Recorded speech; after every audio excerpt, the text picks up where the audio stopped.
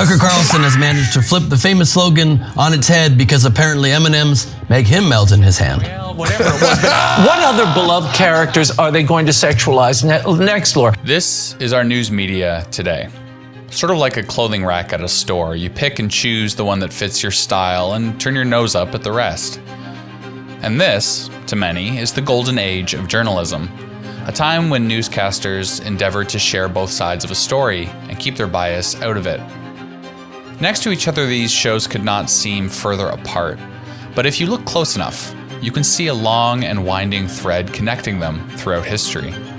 This is the story of CBS and NBC and their iconic founders William Paley and David Sarnoff, two men who could not have been more different, but shared a common obsession, dominating every radio and TV set in America, and how their rise to the top rippled out through the next century, causing advertisers, radio executives, and government officials to clash over free speech and public good, before finally, together, embracing a new world of partisan punditry that birthed conservative talk radio and our modern era of divided discourse.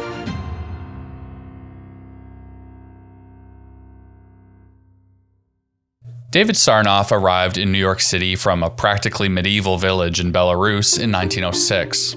He worked his way up quickly, getting a job as an office boy, then a telegraph operator, where he became fascinated with wireless communication. By the 1920s, Sarnoff was one of the key members of the company that evolved into RCA. Commercial radio was the fastest growing industry in the United States, and Sarnoff was at the hub of radio broadcasting and manufacturing. By the end of the decade, Sarnoff was in charge of RCA and had founded NBC, the first radio broadcasting network in America. He was in his mid-30s, the king of radio, and a self-made man.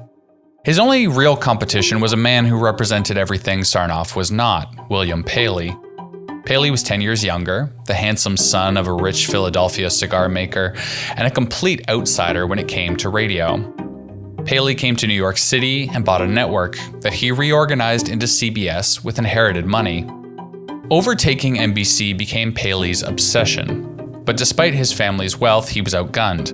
NBC had the backing of the massive RCA. Yet Paley understood something that Sarnoff did not, at least at the beginning: the power of advertising. David Sarnoff believed that radio should be a public service. He hated advertisers and wanted to avoid them altogether. He prioritized shows that would spread culture, opera, symphonic music, and the like. Paley, on the other hand, preferred pop culture: Jack Benny, Duke Ellington, Bing Crosby. His strategy was to attract the largest audience possible and use that to bring in more advertisers. Through Paley's ambition, radio became the first business in history entirely supported by advertising. Sarnoff changed his stance on advertisers and pop entertainment in the wake of Paley's success. He had to. He paid huge sums to bring in and retain comedy programs. Tell me, Mr. Moody, what are your feelings about the radio? I don't hold with furniture that talks. Well, you have a radio. No, I had one in the hen house. Yeah? One day all the hen's nest would be empty. Uh-huh. Next day, every nest would have 2 eggs into it. You mean? The hens was listening to Double or Nothing. Yeah. He recruited stars at twice the rate of Paley and embraced advertisers. Outside NBC Hollywood are those of the greatest stars in radio and the most in demand for advertising sponsorship.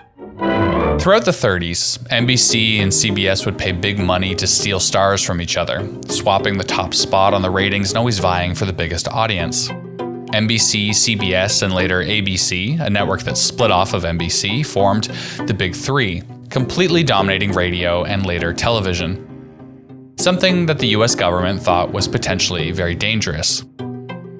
Unlike today, where you can go online and find a video supporting literally any possible opinion you could have, in the early days of radio, you had very limited options.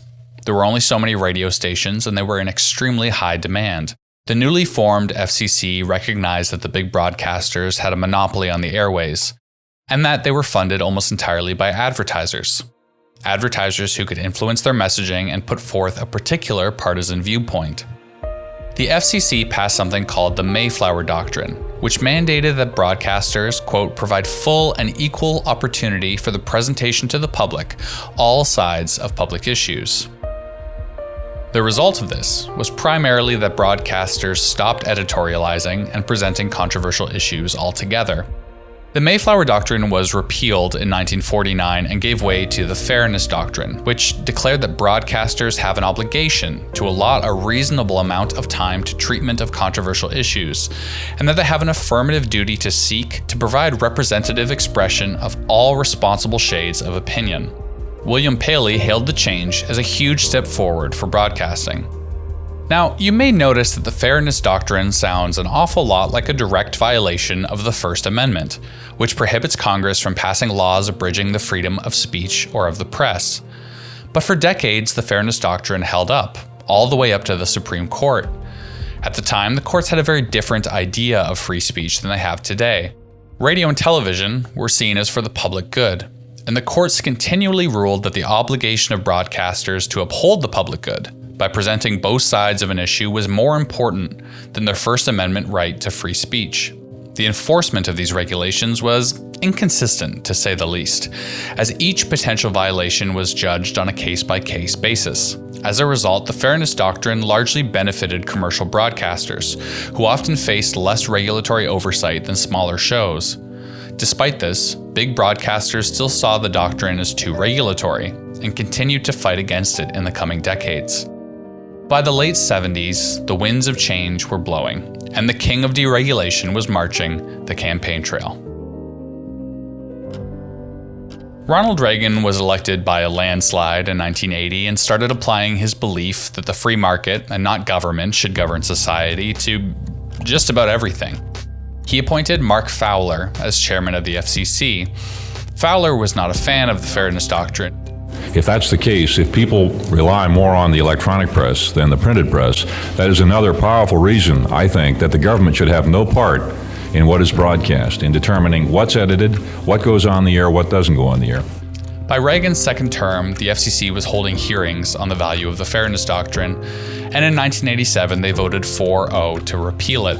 Members of Congress called the move an attempt to flout the will of Congress and said the decision was wrong-headed, misguided, and illogical. Congress passed a bipartisan bill attempting to codify the Fairness Doctrine before the FCC could repeal it, supported by many conservatives, even Newt Gingrich. But Reagan vetoed it. Under President George Herbert Walker Bush, Congress again attempted to revive the Fairness Doctrine, but a threat of veto stopped them in their tracks. When Clinton was elected in 1992, Democrats saw another opportunity to restore the regulations, but by then it was far too late to seek any kind of bipartisan cooperation. At the beginning, conservative politicians were concerned about what would happen when the doctrine was repealed. Many of those close to Reagan cautioned the move, saying that the Fairness Doctrine was the only thing preventing the big three networks from lambasting him on a nightly basis. But the real effects in the aftermath of the repeal were very different. Ladies and gentlemen, Mr. Rush Limbaugh. About a year after the Fairness Doctrine was repealed, a little-known DJ named Rush Limbaugh was offered a national syndication spot at ABC. Rush Limbaugh had been a DJ for years, occasionally expressing more controversial opinions on air, but largely being unable to do so because of the regulations. He spread like wildfire. By 3 months in, he was on 100 stations and just kept growing. From the very beginning, Limbaugh offered conspiracy theories, divisiveness, and a unique and entertaining type of partisanship, coining terms like feminazis. Feminism was established so that unattractive, ugly broads could have easy access to the mainstream, right? Did you see it? Yes! You saw it! Limbaugh became the father of conservative talk radio, the first to see the new opportunities granted by the change in regulations and run with them. By 1990, Limbaugh was the most popular talk radio host in the country with an incredible amount of influence. Pat Buchanan, in his presidential bid in 1992, credited Limbaugh with a lot of his early success in the primaries, so much so that his opponent, incumbent George H.W. Bush, began to court Limbaugh. When Republicans retook Congress in 1994, they gave Limbaugh an honorary seat for his role in their success. Limbaugh's meteoric success set the stage for Fox News, which was officially launched in 1996 to compete with ABC, NBC, and CBS's grip on TV news. Fox appointed Roger Ailes to lead the network, a longtime political string puller who had been instrumental in the elections of Nixon, Reagan, and Bush, who had dreamed of a right-wing news network for decades. To set themselves apart from the big three, Fox needed a niche. Everybody said, no, the CNN has been there for years. There's no room for more than one news channel. And we tried it, and we put a different viewpoint, if you like. I would say, and we were fair and balanced. Charles Krauthammer, our friend, said that we discovered a secret niche in broadcasting half the American people. Fox's coverage of the 2000 presidential election saw a 440% increase in viewership. And by 2020, Fox was the most watched network in cable news history. Just like in the early days of radio, once advertisers saw the way this new type of divisive broadcast could bring in viewers, the genie was out of the bottle.